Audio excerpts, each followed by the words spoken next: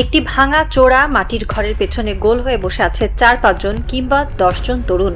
তাদের চোখে ঘুম নেই, তাদের হাতে কোনো বই নেই, কোনো কাজের হাতিয়ার নেই। তাদের সবার চোখ আটকে আছে একটিমাত্র স্মার্টফোনের স্ক্রিনে। স্ক্রিন থেকে ভেসে আসা নীল আলোয় তাদের মুখগুলো এক অদ্ভুত নেশাগ্রস্ত পিশাচের মতো দেখাচ্ছে। তারা কোনো শিক্ষামূলক ভিডিও দেখছে না, তারা খেলছে এক ভয়ঙ্কর সর্বনাশা খেলা। পাওয়ার ব্যাংক দিয়ে চার্জ দেওয়া একটিমাত্র ডিভাইস, আর সেই ডিভাইসের স্ক্রিনে চলছে অনলাইন জুয়া বা বেটিং। 10 টাকা, 20 টাকা থেকে শুরু করে 1000 টাকার বাজি। এই তরুণরা, যাদের হাতে আগামী দিনের বাংলাদেশের স্টিয়ারিং থাকার কথা ছিল, তারা আজ আক্ষরিক অর্থে এক ডিজিটাল ক্যাসিনোর মরণ ফাঁদে নিজেদের জীবন, ভবিষ্যৎ এবং নীতি নৈতিকতা বিসর্জন দিচ্ছে। এটি কোনো বিচ্ছিন্ন ঘটনা নয়, এটি আজ বাংলাদেশের গ্রাম থেকে গ্রামান্তরে, পাড়া থেকে মহল্লায় ছড়িয়ে পড়া এক ভয়াবহ নিঃশব্দ মহামারীর চিত্র। যেখানে বিদ্যুৎ নেই, সেখানেও আজ ইন্টারনেটের সহজলভ্যতার কারণে এই বেটিং সাইটগুলো ক্যান্সারের মতো ছড়িয়ে পড়েছে। আর এই ভয়ঙ্কর পৈশাচিক মহামারীর পেছনে কাজ করছে এক বিশাল আন্তর্জাতিক এবং অত্যন্ত সুসংগঠিত মাফিয়া সিন্ডিকেট। কিন্তু এই সিন্ডিকেটের সবচেয়ে বড় পোস্টার বয় বা প্রমোটার কে সেই মানুষ যার এক ইশারায়, যার একটি ভিডিও বার্তায় এই লাখ লাখ তরুণ নিজেদের সর্বস্ব খুইয়ে মরণ নেশায় মেতে উঠছে? তার পরিচয় জানলে আপনি শুধু চমকে উঠবেন না, আপনার মেরুদণ্ড দিয়ে এক হিমশীতল ঘৃণার স্রোত বয়ে যাবে। অপরাধ জগতের একটি পুরনো ব্যাকরণ আছে। কোনো অবৈধ জিনিসকে যদি সমাজে বৈধ বা আকর্ষণীয় করে তুলতে হয়, তবে সমাজের সবচেয়ে জনপ্রিয় মুখগুলোকে ব্যবহার করতে হয়। অনলাইন জুয়া, গ্যাম্বলিং বা বেটিং সাইটগুলো যখন বাংলাদেশে তাদের জাল বিস্তার করতে শুরু করলো, তখন তারা প্রথমে ব্যবহার করেছিল 3rd রেটেড, 4th গ্রেডেড কিছু তথাকথিত উঠতি নায়ক নায়িকা বা গায়ক গায়িকাদের। কিন্তু এই মাফিয়ারা খুব ভালো করে জানতো, এদের দিয়ে হয়তো কিছু মানুষকে আকৃষ্ট করা যাবে, কিন্তু পুরো জাতিকে এই জুয়ার টেবিলে বসাতে হলে এমন একজনকে দরকার যাকে পুরো দেশ অন্ধের মতো ভালোবাসে। আর ঠিক সেই চরম ঘৃণ্য কাজের জন্য তারা বেছে নিল বাংলাদেশের ইতিহাসের সবচেয়ে বড়, সবচেয়ে উজ্জ্বল এবং সবচেয়ে জনপ্রিয় স্পোর্টস আইকনকে। গ্লোবাল ইন্ডেক্সে যিনি একসময় বিশ্বসেরা অলরাউন্ডার হিসেবে রাজত্ব করেছেন, তার নাম সাকিব আল হাসান। হ্যাঁ, ঠিকই শুনেছেন, যে মানুষটিকে আল্লাহ 2 হাত ভরে সবকিছু দিয়েছিলেন, অর্থ, যশ, খ্যাতি, সম্মান। একটি অত্যন্ত প্রান্তিক অভাবী পরিবারের ছেলে থেকে উঠে এসে যিনি নিজের প্রতিভার জোরে বাংলাদেশের অন্যতম ধনী ব্যক্তিত্বে পরিণত হয়েছিলেন। কেউ কেউ বলেন তিনি শত শত কোটি টাকার মালিক, আবার কারো মতে তিনি হাজার হাজার কোটি টাকার সাম্রাজ্য গড়ে তুলেছেন। তার তো অর্থের কোনো ঘাটতি ছিল না, তার তো খ্যাতির কোনো কমতি ছিল না। তাহলে কেন তিনি এই জঘন্য, সমাজ বিধ্বংসী এবং লাম্পট্যপূর্ণ অনৈতিক কাজের সাথে নিজেকে জড়ালেন? কারণ আল্লাহ তাকে সবকিছু দিলেও একটি জিনিস হয়তো দেননি, মনুষ্যত্ব। আজ তিনি কোথায়? 5 আগস্টের ছাত্র জনতার রক্তস্নাত গণ অভ্যুত্থানের পর স্বৈরাচারী আওয়ামী লীগের এই সাবেক এমপি আজ দেশ ছাড়া। তিনি একজন পলাতক নেতা, কিন্তু তার এই পলায়ন তাকে তার অনৈতিক কাজ থেকে নিবৃত্ত করতে পারেনি। সম্প্রতি তাকে দেখা গেছে শ্রীলঙ্কার প্রিমিয়ার লিগে একটি ক্লাবের হয়ে খেলতে। আর সেখানেও তিনি কি করেছেন? তিনি কোড নাম্বার সহ একটি বেটিং বা জুয়ার সাইটের জার্সি গায়ে জড়িয়ে মাঠে নেমেছেন। শুধু তাই নয়, তিনি ভিডিও বার্তা দিয়ে বাংলাদেশের তরুণদের সেই জুয়ার সাইটে টাকা ওড়ানোর জন্য প্ররোচিত করছেন। এটি একটি স্বাধীন জাতির জন্য, একটি সভ্য সমাজের জন্য কতটা লজ্জাজনক এবং অবমাননাকর হতে পারে তা ভাষায় প্রকাশ করার মতো নয়। এখানে একটি অত্যন্ত স্পর্শকাতর এবং রাজনৈতিক মনস্তত্ত্বের বিষয় পরিষ্কার করা দরকার। জুলাই আগস্টের সেই রক্তাক্ত দিনগুলোতে যখন হাজার হাজার ছাত্র জনতা রাজপথে প্রাণ দিচ্ছিল, তখন সাকিব আল হাসান বা মাশরাফি বিন মুর্তজার মতো খেলোয়াড়দের বিরুদ্ধে মিরপুর, যাত্রাবাড়ি সহ বিভিন্ন জায়গায় হত্যা মামলা দায়ের করা হয়েছিল। যে কোনো সুস্থ মস্তিষ্কের মানুষ, যে কোনো নিরপেক্ষ বিশ্লেষক এক বাক্যে স্বীকার করবেন, এই হত্যা মামলাগুলো ছিল চরম অন্যায় এবং হাস্যকর। সাকিব বা মাশরাফি হয়তো স্বৈরাচারী সরকারের অংশ ছিলেন, তারা হয়তো নৈতিকভাবে স্থলিত ছিলেন, কিন্তু তারা তো রাজপথে দাঁড়িয়ে কাউকে গুলি করে মারেননি। তাদের বিরুদ্ধে এই ধরনের ভিত্তিহীন হত্যা মামলা দিয়ে আসলে আসল খুনিদেরই আড়াল করার একটি আইনি সুযোগ তৈরি করে দেওয়া হয়েছিল। কিন্তু এর মানে এই নয় যে সাকিব আল হাসান কোনো দুধে ধোয়া তুলসী পাতা। তার আসল অপরাধ, তার সবচেয়ে বড় এবং ভয়ঙ্কর অপরাধগুলো লুকিয়ে আছে হোয়াইট কালার ক্রাইম বা শ্বেত শুভ্র দুর্নীতির অন্ধকার জগতে। তার বিরুদ্ধে শেয়ার বাজার ফিক্সিংয়ের সুনির্দিষ্ট অভিযোগ রয়েছে। ফেক বা ভুয়া কোম্পানি খুলে শেয়ার বাজার থেকে সাধারণ বিনিয়োগকারীদের কোটি কোটি টাকা লুটে নেওয়ার অভিযোগে দুর্নীতি দমন কমিশন একাধিকবার তদন্ত করেছে। এর বাইরে তার সম্পৃক্ততা রয়েছে দুবাইয়ের গোল্ড বিজনেসের অন্ধকার জগতে। আরাফ খানের মতো একজন পলাতক খুনের মামলার আসামির সোনার দোকান উদ্বোধন করতে তিনি দুবাই উড়ে গিয়েছিলেন। তিনি জানতেন আরাফ খান কে, তারপরও তিনি সেখানে গেছেন। আর এখন এই ম্যাচ ফিক্সিং, বেটিং এবং অনলাইন জুয়া সবকিছুর সাথে তিনি আষ্টে পৃষ্ঠে জড়িত। নৈতিকতার মাপকাঠিতে যদি তাকে মাপা হয় তবে তিনি হলেন মোস্ট মোরালি করাপ্ট বা সবচেয়ে নীতিভ্রষ্ট একজন মানুষ। আর তার এই নীতিভ্রষ্টতার চরম মূল্য আজ চোকাচ্ছে এদেশের লাখ লাখ তরুণ।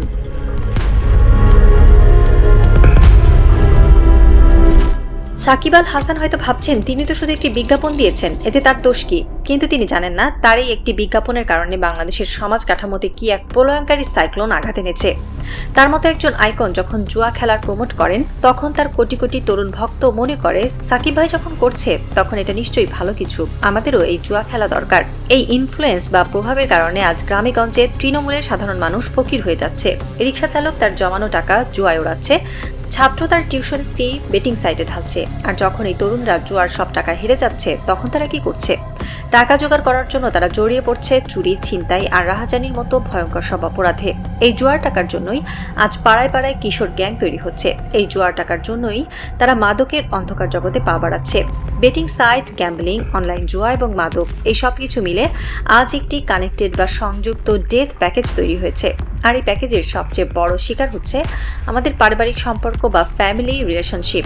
বাবা মায়েরা আজ দিশেহারা, শিক্ষকরা বিভিন্ন ফোরামে সেমিনারে চিৎকার করে বলছেন পর্নোগ্রাফি আর অনলাইন জুয়া আজ মাত্রা অতিরিক্তভাবে ছড়িয়ে পড়েছে, আমাদের ইয়াং জেনারেশন ধ্বংস হয়ে যাচ্ছে। সাকিব আল হাসান কি এই ধ্বংসের দায় এড়াতে পারেন? কখনোই না। আমাদের জাতীয় নৈতিক অবক্ষয় বা মোরাল ডিপ্রাইভেশন এর জন্য এই লোকটিকে অবশ্যই কাঠগড়ায় দাঁড়াতে হবে। সাকিবের অপরাধের তালিকা এখানেই শেষ নয়। একজন রানিং ক্রিকেটার যিনি জাতীয় দলের জার্সি গায়ে মাঠে নামছেন, তিনি কিভাবে একই সাথে একটি স্বৈরাচারী ফ্যাসিস্ট রাজনৈতিক দলের হয়ে নির্বাচন করতে পারেন? তিনি কিভাবে একজন সংসদ সদস্য বা এমপি হতে পারেন? আন্তর্জাতিক ক্রীড়াঙ্গনের নিয়ম অনুযায়ী এটি হলো সিরিয়াস কনফ্লিক্ট অফ ইন্টারেস্ট বা চরম স্বার্থের সংঘাত। একটি জাতীয় দলের প্লেয়ার হয়ে একটি নির্দিষ্ট রাজনৈতিক দলের দালালি করা, তাদের হয়ে এমপি হওয়া, এটি কোনোভাবেই মেনে নেওয়া যায় না। তিনি অত্যন্ত অন্যায় এবং গর্হিত কাজ করেছেন। কিন্তু আজ সবচেয়ে বেশি অবাক হতে হয় কাদের নীরবতা দেখে জানেন?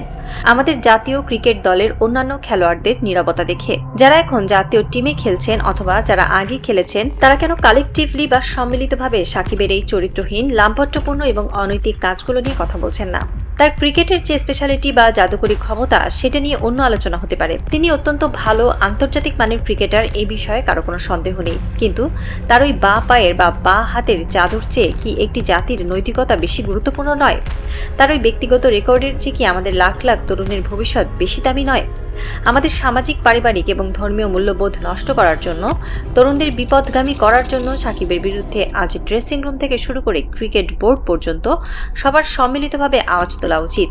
এই নীরবতা এক ধরনের পরোক্ষ সমর্থন, যা কোনোভাবেই কাম্য নয়। আমরা দেখেছি অন্তর্বর্তীকালীন সরকারের সময় থেকেই এই অনলাইন জুয়া নিয়ে অনেক আলোচনা ছিল। 1867 সালের সেই মান্ধাতা আমলের জুয়া প্রতিরোধ আইন থেকে বেরিয়ে এসে সম্প্রতি 2026 সালে একটি নতুন এবং যুগোপযোগী আইন করা হয়েছে। এছাড়া সাইবার সিকিউরিটি আইন এবং অন্যান্য আইনেও এই বেটিং বা অনলাইন জুয়ার বিরুদ্ধে কঠোর শাস্তির বিধান রাখা হয়েছে। কিন্তু আইন তো কেবল কাগজের অক্ষর। সেই আইনকে বাস্তবে রূপ দেবে কে? বিটিআরসি বা বাংলাদেশ টেলিযোগাযোগ নিয়ন্ত্রণ কমিশন থেকে শুরু করে প্রযুক্তি মন্ত্রণালয়ের যারা দায়িত্বে আছেন, তারা আজ কোথায় ঘুমাচ্ছেন? তাদের দায়িত্ব কি? যে সকল ওয়েবসাইট বা প্ল্যাটফর্ম থেকে সাকিব আল হাসান এই বেটিংয়ের প্রোমো দিচ্ছেন, সেই সমস্ত সাইট বাংলাদেশে কেন ব্লক করে দেওয়া হচ্ছে না? সাকিবের official Facebook page, YouTube channel এবং ইনস্টাগ্রাম অ্যাকাউন্ট যেখান থেকে এই জুয়ার বিজ্ঞাপনগুলো ছড়ানো হচ্ছে, সেগুলো কেন বাংলাদেশে রেস্ট্রিক্টেড বা নিষিদ্ধ করা হচ্ছে না? এই ধরনের নৈতিক স্থলনকারী একজন ব্যক্তির ফেসবুক আইডি থাকা এবং সেখান থেকে বাংলাদেশের তরুণদের মগজ ধোলাই করার সুযোগ দেওয়া কোনো স্বাধীন রাষ্ট্রের জন্য শোভনীয় হতে পারে না। প্রযুক্তি মন্ত্রণালয়কে অবিলম্বে এই বিষয়ে একটি সাইবার স্ট্রাইক চালাতে হবে। এর পাশাপাশি প্রসিকিউটর বা আইনজীবীদের খতিয়ে দেখা দরকার যে সাকিবের এই কাজগুলোর মধ্যে কিভাবে সরাসরি ফৌজদারি অপরাধ বা ক্রিমিনাল অফেন্স সংগঠিত হয়েছে। আমরা হয়তো ধারণা করছি তিনি এখন আমেরিকার নাগরিক হয়ে গেছেন বা বিদেশে পালিয়ে আছেন, হোয়াটএভার। তিনি যে দেশের নাগরিক হন না কেন, বাংলাদেশের ভূখণ্ডে বাংলাদেশের তরুণদের টার্গেট করে তিনি যে ফৌজদারি অপরাধ করেছেন, তার জন্য তাকে আন্তর্জাতিক আইনের আওতায় এনে বা ইন্টারপোলের মাধ্যমে কিভাবে বিচারের মুখোমুখি করা যায়, তা আজ অত্যন্ত জরুরি হয়ে দাঁড়িয়েছে। সরকার বা আইন প্রয়োগকারী সংস্থা হয়তো তাদের কাজ করবে, কিন্তু আমাদের সমাজের কি কোনো দায়িত্ব নেই? আজ সময় এসেছে এক বিশাল সামাজিক প্রতিরোধের। আমরা আজ এদেশের আলেম ওলামায়ে কেরামদের, মসজিদের ইমামদের, স্কুল কলেজের শিক্ষকদের, বাবা মা ও অভিভাবকদের, সমাজের মুরব্বীদের এবং স্থানীয় জনপ্রতিনিধিদের কাছে এক আকুল আহ্বান জানাচ্ছি। দয়া করে আপনারা সবাই মিলে কানেক্টিভলি বা সম্মিলিতভাবে আওয়াজ তুলুন। ওয়াজ মাহফিলে, জুমার খুতবায়, ক্লাসের পাঠদানে, চায়ের দোকানের আড্ডায়, সব জায়গায় এই অনলাইন জুয়া এবং বেটিংয়ের বিরুদ্ধে কথা বলুন। তরুণদের বোঝান, এই সাকিব আল হাসানরা কোনো রিয়েল লাইফ হিরো নয়, এরা হলো কর্পোরেট মাফিয়াদের হাতের পুতুল। কারণ একটি নেশনের বা জাতির তরুণদের যদি একবার এই জুয়া আর মাদকের নীল ছোবলে নষ্ট করে দেওয়া হয়, তবে এই জাতির আর কোনো জাতীয় চরিত্র তৈরি হবে না।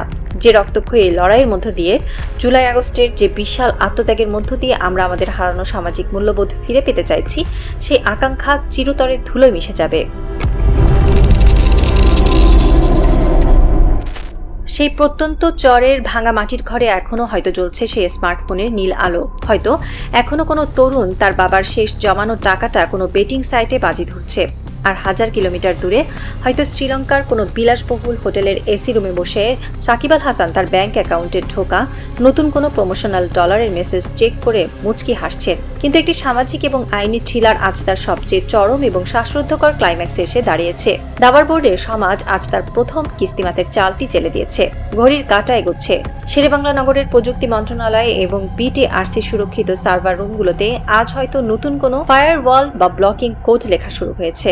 সাসপেন্স এখন তুঙ্গে। আগামী কয়েকটা দিন এই দেশের সাইবার স্পেসের জন্য অত্যন্ত নির্ণায়ক হতে যাচ্ছে। বিটিআরসি কি সত্যিই সাকিবের ওই বিষাক্ত পেজগুলো ব্লক করে দিতে পারবে? রাষ্ট্র কি পারবে এই ডিজিটাল ক্যাসিনোর মরণফাঁদ থেকে তার ভবিষ্যৎ প্রজন্মকে ছিনিয়ে আনতে? নাকি সাকিবের মতো গ্লোবাল আইকনদের এই লাম্পট্য পণ্য এভাবেই আমাদের তরুণদের গিলে খেতে থাকবে? অপেক্ষা কেবল সেই চূড়ান্ত সাইবার বিস্ফোরণের। আসুন সবাই মিলে এই লাভপট্যপনার বিরুদ্ধে, দৈনিক অবক্ষয়ের বিরুদ্ধে আমরা আমাদের কণ্ঠস্বর বা ভয়েস রেজ করি এবং কথা বলি। কারণ এই নতুন বাংলাদেশে কোনো আইকন বা কোনো সেলিব্রিটি রাষ্ট্রের আইনের চেয়ে, জাতীয় নৈতিকতার চেয়ে বড় হতে পারে না। এই ডিজিটাল ক্যাসিনো রাজপ্রাসাদ ধুয়ে মুছে সাফ করে দেওয়ার সময় আজ এসে গেছে।